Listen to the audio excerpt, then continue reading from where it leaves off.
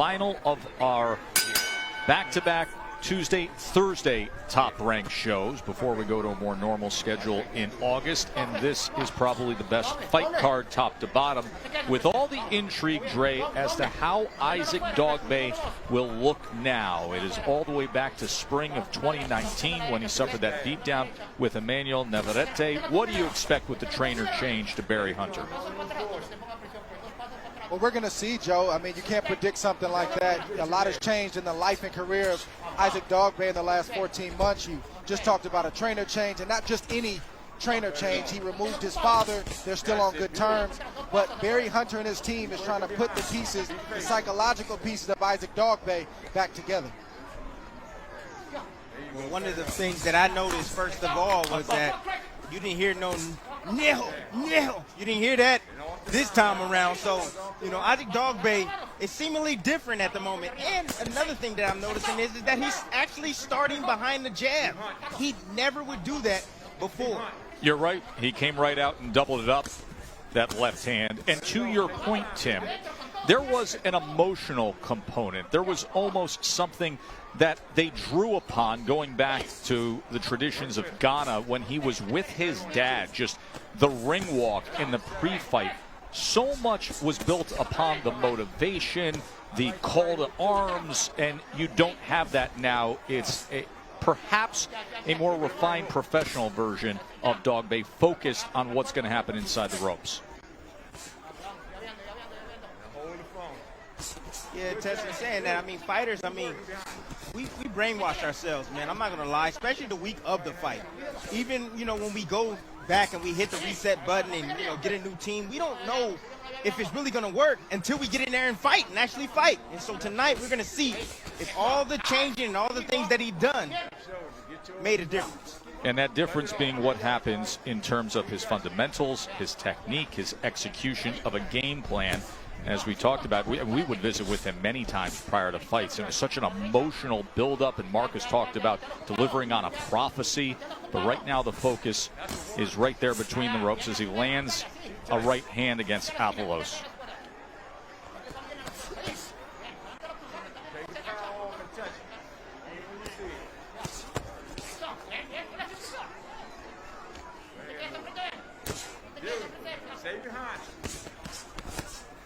The right hand from Dogbe.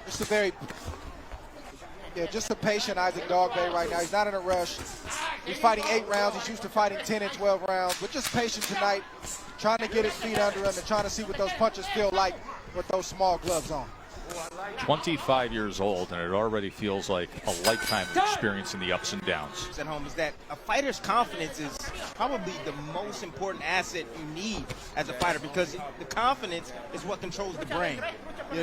I wonder where the confidence level lies for Isaac Dogbe, as he's fighting, and as he continues to, march forward and dominate. I think his confidence level will shoot up. But taking 2 beatings by Navarrete, that had to be hard to come back from. Bernardo, curious as to how that first round visit with new trainer Barry Hunter went. He was quite pleased. He said, hey, for a guy who's been off for a year, the rhythm was actually pretty good. And if he keeps operating behind the jab, I think we can get him out early.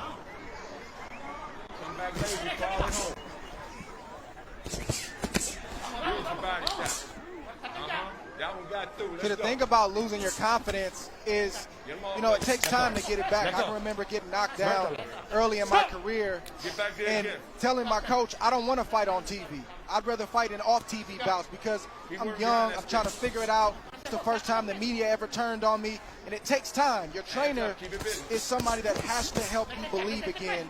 Barry Hunter's the right guy for that, and it's just about Isaac Dogbe getting in there, feeling those punches, realizing he can still take a punch, and that he still has that devastating power. What that confidence do is it fuels the connection with the warrior within ourselves. That's what confidence does for us as fighters.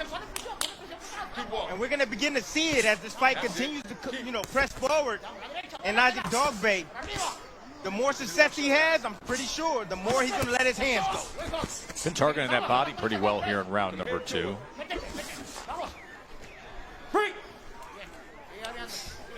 your time and touch. Let's go.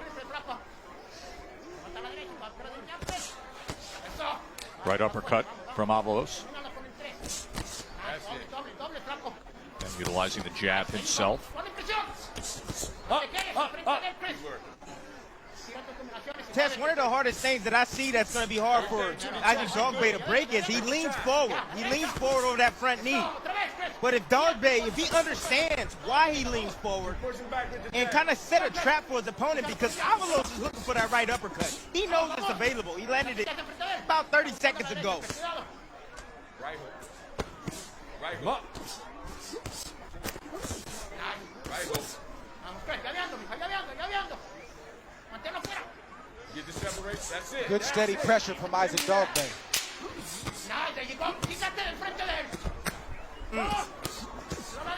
Yeah, but this is what the jab sets up. You know, you get your opponent used to, seeing the jab, and then you come with a lead left hook, and that's what Isaac Dogbe does right here. Comes with a lead left hook. But one thing I have to mention, you do not want to be throwing a hook straight from the middle. Maybe jab and hook. You know, blind your man. Give him something to look at, to anticipate, and then come around with the hook in front. He's lucky a right hand wasn't thrown at that moment. Dogbe in tonight with the former 122-pound, 126-pound world title challenger Chris Avalos. In 2017, he went after a featherweight belt and lost to Leo Santa Cruz. In 2015, it was Carl Frampton who bested him at junior featherweight. And in 2015, he was in against Oscar Valdez, who we look forward to seeing, the undefeated Valdez, in our main event. And he was KO'd back in Vegas as well. Chris Avalos told us yesterday in the fighter meeting that he wanted to outbox Isaac Dogbe. He doesn't have success outboxing. He's had the most success in these first 2 rounds when he attacks Isaac Dogbe, especially a fighter in Dogbe who's coming off of a knockout loss. So I just think Chris Avalos needs to be himself, just like he did right there. Trust his ability and go for it, you know, and let the chips fall where they may. Well, you took the words right out of my mouth. I was thinking the same thing, Dre. You know, we as fighters, we go back to the drawing board and we think we need to change some things. He said he's been working on his defense, but right now he needs to be working on offense, because I see the same thing you see, champ. Put the pressure on Isaac Dogbe. You don't allow a fighter who is trying to find his confidence, you don't allow him to find it. You have to let him know and remind him of that last round that he fought right away, try to hurt him, try to get his attention and take him back to that bad place. Avalos does that in spots, but he hasn't done it consistently. Stop! That's what I'm talking about. Don't do that. Let's go. Right hook. Look at this man. A fighter that's been out of the ring for about a year or so, it's going to take a few rounds for them to warm up. So to Dre's point, you want to apply some pressure on him. You want to test that chin early. They haven't been hit by a big shot in over a year. Let's go. You don't have to pull it back. Let's work.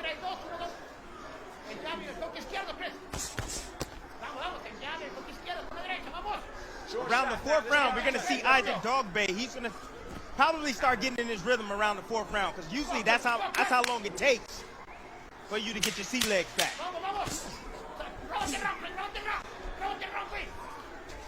The return of Isaac Dogbe coming to the end of round number 3 from Vegas. 27-0, 21 knockouts, and looking to get through tonight cleanly and set up what'll be an all-out war against Miguel Burchelt for the WBC title at 130 pounds.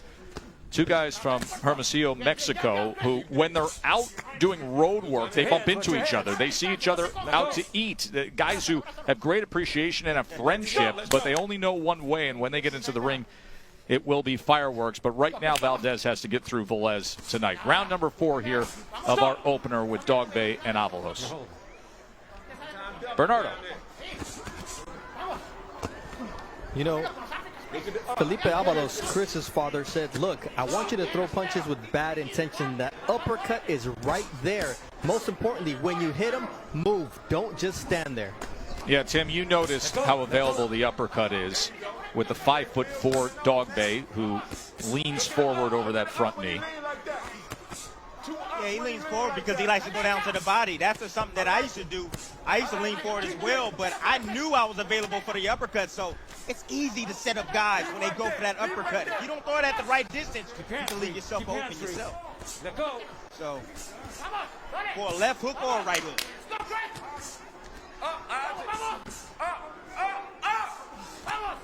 Let's go.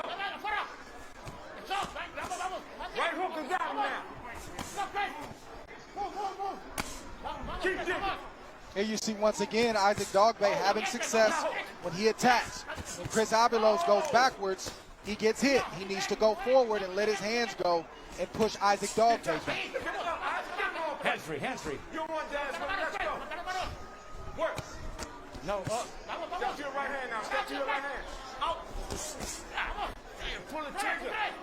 I'm all for Chris Avalos and his team wanting him to use defense.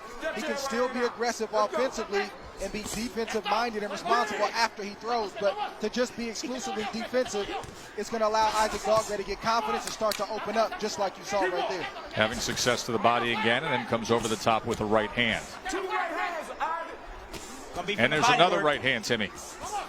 Go. Walking back. The body work is what's gonna end this fight. If Dogbay is gonna stop Avalos, it's gonna be to the body. About 15 seconds ago, Dogbay landed a left hook to the body, and Avalos, you can see his face. He didn't like it. There it is again. he took a step back, and it just came again. Now it's a snapping jab, and Dogbay lands another right hand. This has been a dominating fourth round. Also had some moments in close. Beautiful slip right there. Slip, but he stayed low. He didn't raise up into a punch. Got a beautiful right hook to the body, and you see the reaction from Chris Avalos. Isaac Dogbay needs more of that this round. Keep using. You look at the body punches, and you will see Dogbay finding plenty of success. In that last round, he landed 12 body punches, 26 power punches overall. Just like that. Keep digging down there. There you go. Now, let's go. Good. Get him off, buddy.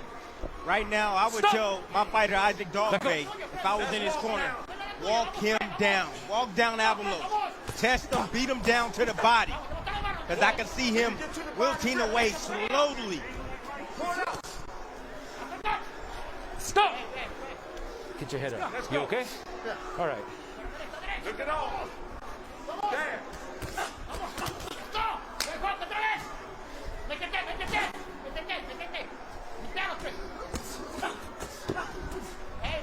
Up. Get him up. Stop. Chris Avalos is a tough fighter. He's a veteran. He's been around. Up. He's fought 2 championships. He's lost those 2 championships, but he's tough. The way you slow a fighter like Avalos down is to continue to hit him to the body, like we're calling for and like the corner of Dogbay is calling for. That's the intimate combat right there, where you can feel the sweat of the opponent. You can hear him breathing, but you're willing to stay in that place to get the right shot in and inflict the right amount of damage. Dogbay has to stay focused on the body right now, not the head. There's a left hook upstairs. Then he digs to the body with a left hand.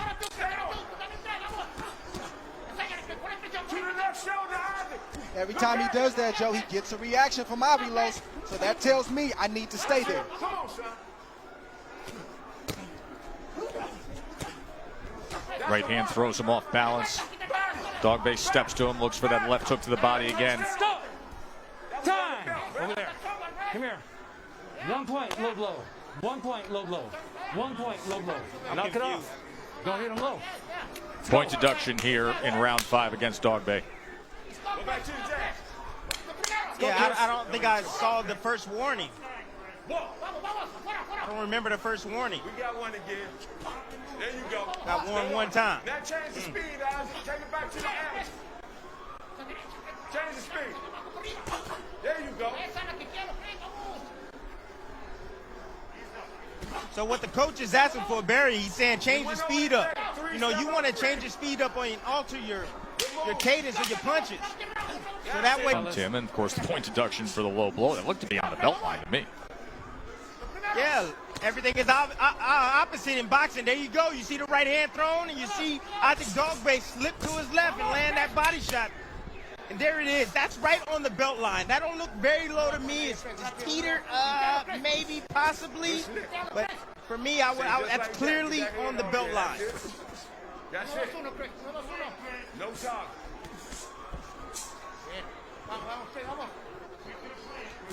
Good jab.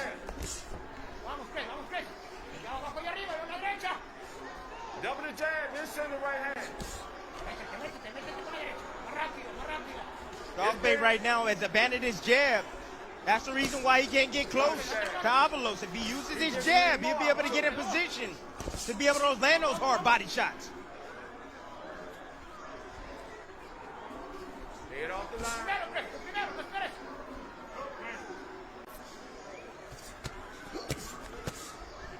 Come on, man. That's it. That's what I want. There you go. Beautiful offense from Dog Bay right there. Let's go. Off the jab, nice right hand over the top. Boxing beautifully. Stay to the chest.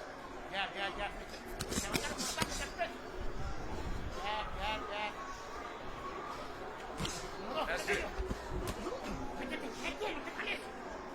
Lock your defense in when you get there.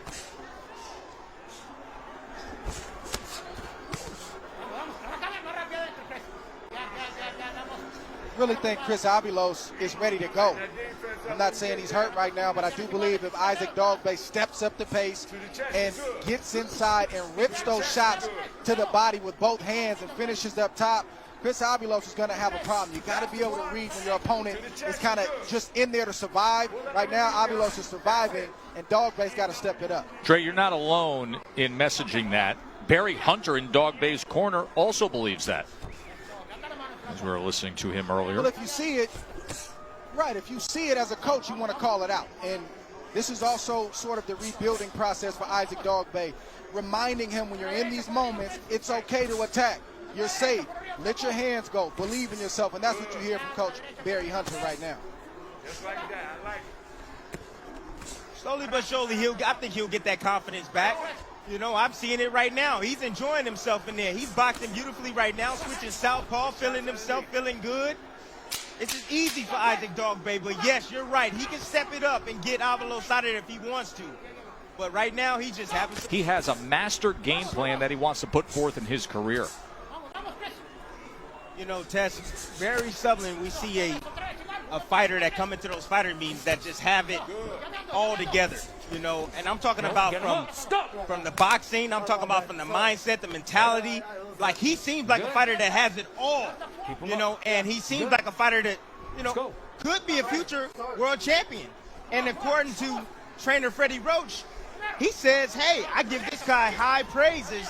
I believe he's going to be a future world champion at 140 pounds. So he's coming up next for now round 7, scheduled for 8 with Isaac Dogbay and Chris Avalos.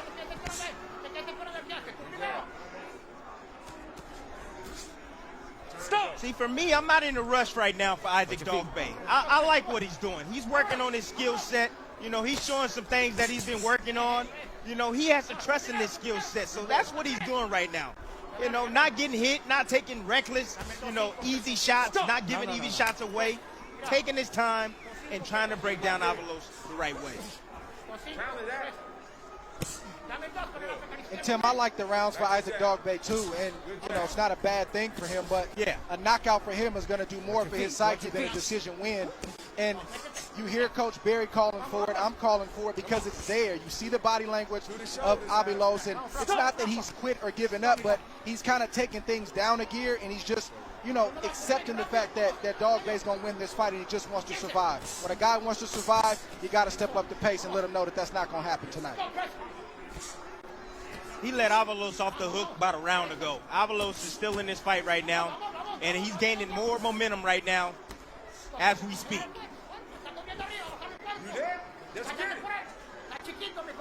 I think you gave Dogbay the key to get Avalos out of there, which is come behind a strong, stiff jab. He's already shorter than Avalos by 4 inches, so he's low to the ground. And get nasty on the inside and rip both your hands, finish to the head, reset and do it again. And you're going to see Avalos wilt because with the few shots that Dogbay has landed downstairs, Avalos had a reaction. Let's go. Double it up.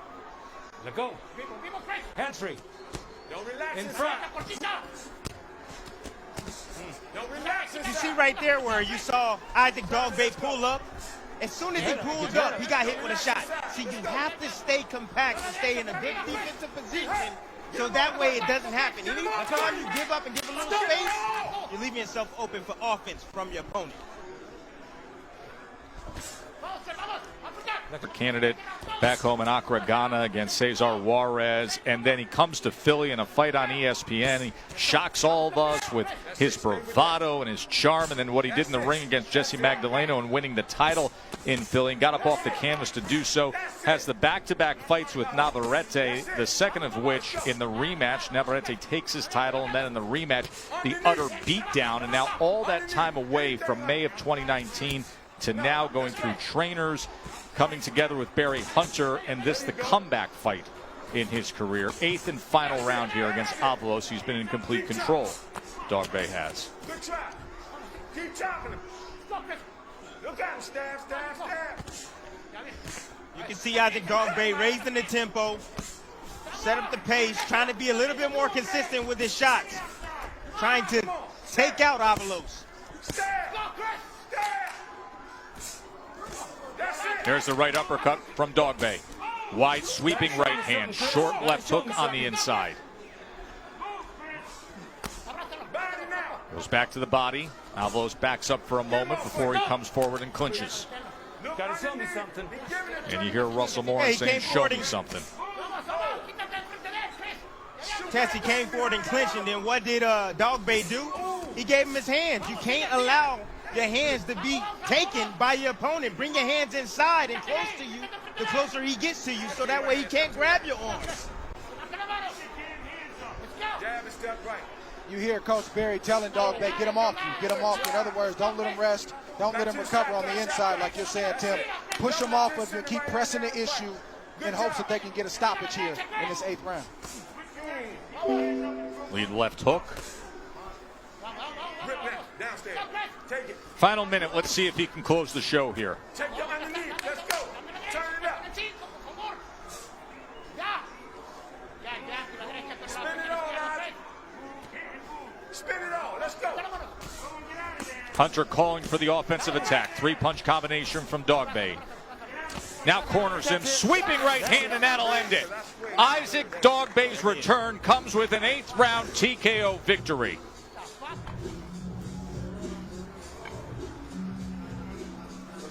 That was super lethal. He's a big guy. I've seen the small sample size.